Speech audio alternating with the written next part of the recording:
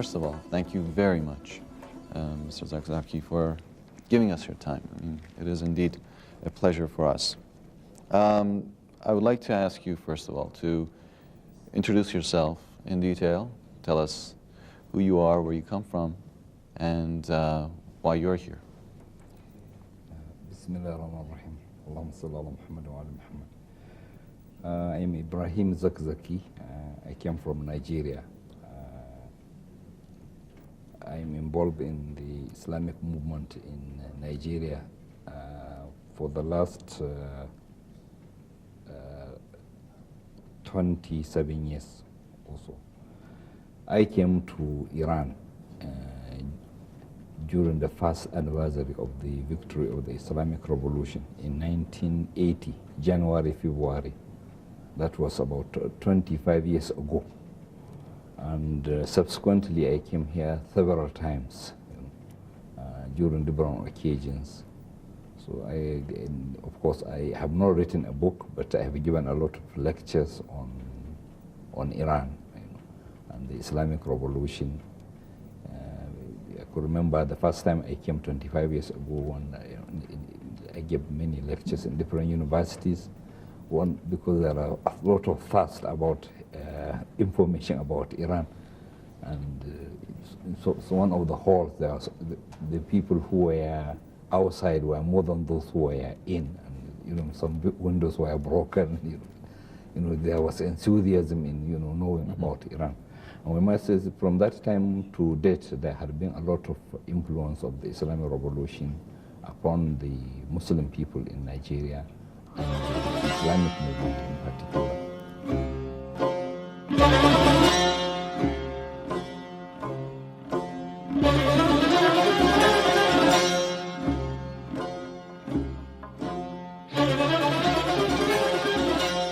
Can you tell us a bit more about Nigeria itself? Tell us about the Muslim people in your country, how many they are, and their status in general. Yeah, Nigeria, as you know, is a country in the West African region. It does not have the widest area of land, but it is the most populous country in the whole of African continent. Egypt is only second to Nigeria, and by far the population of Nigeria is about 2 to 3 times more than that of Egypt. Nobody can say precisely what is the population is, but it is always being estimated to be anything about 140 million people. And we cannot also say for sure how many are Muslims, but we know there are anything from 66% to 70%. So whatever the total population you have about 63% to 70% be Muslims. Okay, there are Christians, of course, and because it was established by British colonialists, so they have by colonial design, they try to keep the Muslim people down and raise the Christian people in terms of education, work in the government, and so on and so forth. So now we must say that even though Christians are minority, but they make majority of noise.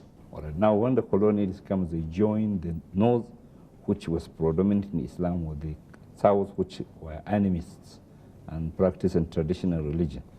And then they founded what they call Nigeria. And they favored those in the south in terms of education.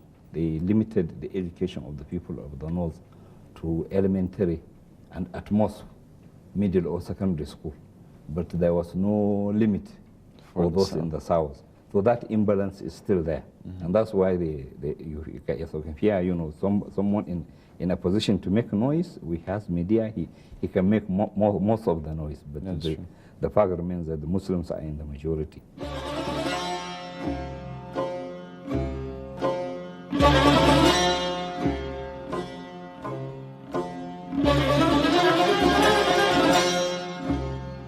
Now, I want to know how you to know of Imam Khomeini and his movement, his ideology, his beliefs? Well, let me start from scratch. I was a student in the university in the 70s, 76 to 79. And you know, that was a time when Iran erupted. I could remember during the, in a class during before I come to that, I must say that being interested in economics, which I read in the university, I bought a magazine called The Economist. It was, I could remember it was the edition of August 1976. It has a cover story on Iran. Somehow it was, the Economist was showing that it is an emerging economy, but full of chaos. There was no mention of Imam Khomeini in the paper, but they made mention of the clergy. They said the clergy were very conservative and they were opposed to the development taking place during the time of Shah. The Shah was a revolutionary in the country, but the clergy were against it. So they showed the picture of some Ulama with turban, and they said they were against the Shah for giving women the vote. I could remember reading everything about, you know, that I, at least it drew my attention to some progress made in terms of economic progress in Iran and about Iran generally. And also there was some movement of the ulama, but it was twisted to mean that they were just conservative, being against women being given vote. Then in a class, political science, you know, there is a theory called influence. It's a political theory. It's called political influence. That's to say, every politician will want to have influence upon the people he rules. All right. Or even if he is not ruling, he wants to rule, he must have some influence. So, given a lecture, a lecturer was giving us about political influence, and he said that there was difference between political influence and political power. Sometimes the two can come into a person, can converge in a one person. Sometimes they are separated. He gave an example. He said, for example, in Iran, political power was in the hand of the Shah, who was the king. But the most influential person, in Iran was this man. He wrote the name of the man. I couldn't remember what he wrote, but he wrote the name boldly. It was only later on I understood that it was Khomeini he wrote. I must say that was the first time I heard of the name. I could not even remember it after he wrote it. He said, this man is not the king, but he is the most influential person in that country. That's to say, if he speaks, people will follow. All right. So at least I know there was somebody who was very influential. The only thing I didn't know much about him. Then in 78, you know, the media started coming in. I was, in those days, keeping date with American magazines, this Time and Newsweek, every week. I used to buy them and read. So they you know, Iran made a cover story. Right. All right. And the picture of Imam Khomeini was there, and some of his quotations. Of course, it was coming from the side of the enemy, who was critical of the whole thing. And, you know, but between the lines, someone can read the truth. The pictures, for example, his own picture tells everything. Or tells a lot, I might say, about who someone is looking at. The moment you saw the picture of Imam Khomeini, you know that you are looking at a scholar.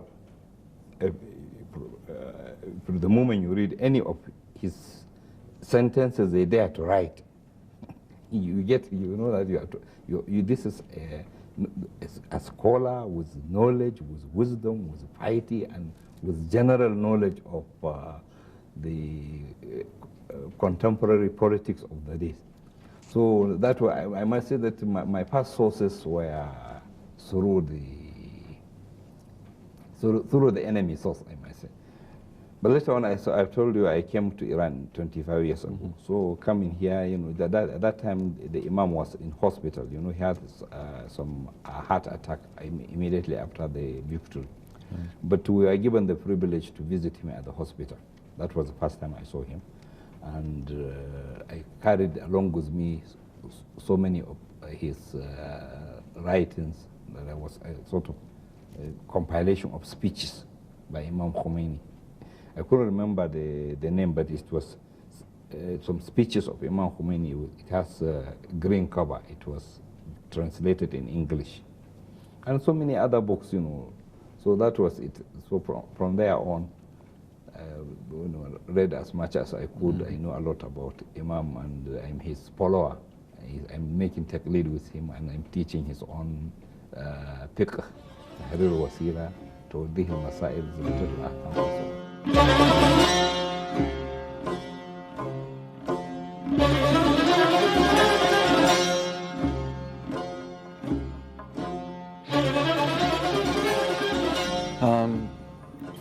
From what it seems, you've known Imam through his books, through his personality, through the history, if you will. How do you see him affecting the Islamic movement and the Islamic society in your country, Nigeria? Yes, perhaps this one of the areas where the Islamic revolution has tremendous impact is Nigeria. I could remember the Muslim Institute in 1980 invited Professor Hamid Al-Gar to give some series of lectures in London. And during question and answer period, somebody asked him about what impact has the revolution had in Francophone country, seeing that the Imam stayed in France. So he said he wasn't aware of any particular impact of the revolution in Francophone zone, but he had a lot about the impact it has in Nigeria. Well, Nigeria, of course, is not a Francophone area. It's Anglophone. But, you know, at least I'm just quoting from someone dating back to 1980, a professor of the caliber of a professor had a lot about the impact the revolution had in Nigeria. And, you know, we were discussing about this, this particular question he raised. He said that, but that was true. A lot of people were asking questions and trying to learn more, to know more about Iran. This is because perhaps in the history of Muslim world, the Muslim people of Nigeria are those who have last got a touch of what you might call Islamic revolution, 100 years before that time. All right. That was the jihad of Sheikh Osman Nampodio, which has taken place about 200 years ago. So now, you know, in other Muslim countries, you know, similar things is running much more than that. So there has been a sort of yearning and aspiration on the part of the Muslim people of Nigeria to realize the Islamic government they have lost to the British. So seeing that similar thing has happened, it has taken place somewhere in the world, gave them hope that, you know, at a time when there was people, you know, were losing hope that Islam could ever return, there was a sort of, we might say, there's some sort of loss of hope, or at least they didn't know how it would come about. Was it through guerrilla? Was it through, could it be through joining the system and having control of it and turning it for the benefit of Islam, or through which way? Then, of course, the Islamic revolution in Iran showed that it is, of course, the same way which the Prophet followed about 1400 years ago. That's the same way which will be followed now, because the Imam, we might say, trod the path of the Holy Prophet sallallahu alaihi wasallam. So it has a lot of impact upon the Muslim people generally, and upon the Islamic movement in particular, which it has shown a sense of direction, a leadership, and a method.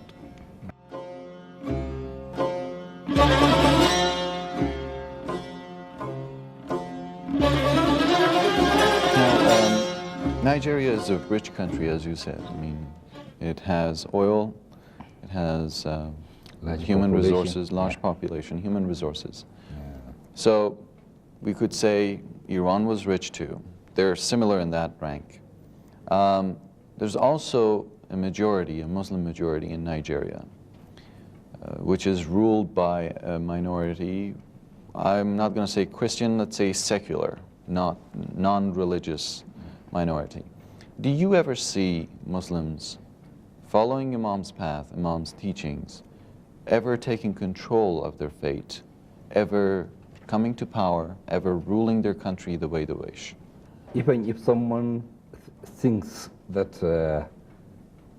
that is not possible, at least those in authority in the country had the fear of that.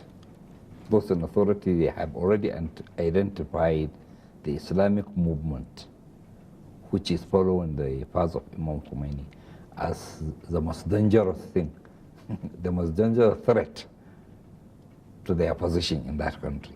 So it shows that at least those in authority entertain some sort of fear that the future of the country will be Islam in the hand of those who follow the line of the Imam. Well, that's from their own side, but from our own side, we will only say that we are not only hopeful, but we are only also confident that the future, inshallah, will be ours. Inshallah, inshallah.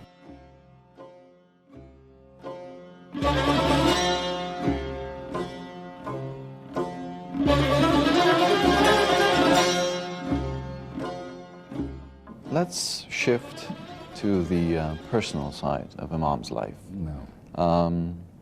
I've spoken to many people. Everybody agrees that he lived a very humble life, a very mystic life, if you will. How do you find him, and how do you think this way of life, this lifestyle, affects the power of his word? The Shah lived in the palace, and he believed that living in the palace gave him the power to rule over the people, because they would pass by and say, ooh, he lives here. But Imam lived in a very simple, humble house. Do you think that had an effect on the power of his word? Yeah, there is a difference between the power of the Shah and that of the Imam. The power of the Shah was that of force, that of military force, forcing people to follow his wish, and having the soldiers and the police, the sabak, to torture people. And the very fear of torture will make someone to maybe submit. All right. But the power of Imam Khomeini is a power of influence, where the people themselves voluntarily, submit and accept him as a leader and follow him. And that's where what you are saying about his personality has, a great effect upon those people who consider him as a leader. Now, here, the notion of leader is somebody who is very powerful, who has wealth around himself, and guards around himself, has everything he needs around himself. And then when people visited Imam and they see his lifestyle, they found that perhaps they, as ordinary as they are, were even living in affluence as compared to that of the Imam himself.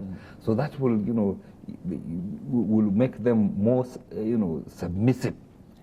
They consider him as a sort of a symbol of piety, symbol of leadership, symbol of everything.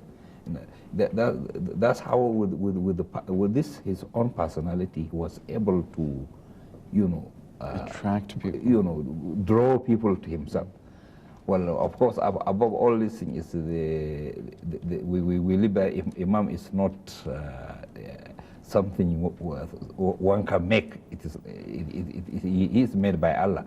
As I've heard, I don't know Farsi, but I heard a poet was saying that Imam Khomeini has one heart, and he gave it to Allah. And then Allah collected all the hearts of people and gave to him. So this is that was it. He got the heart of the people through his personal behavior. Now this thing showed to the people that he is not only saying, he is doing. In other words, he is doing what he is saying. There is no difference between what he says and what he does.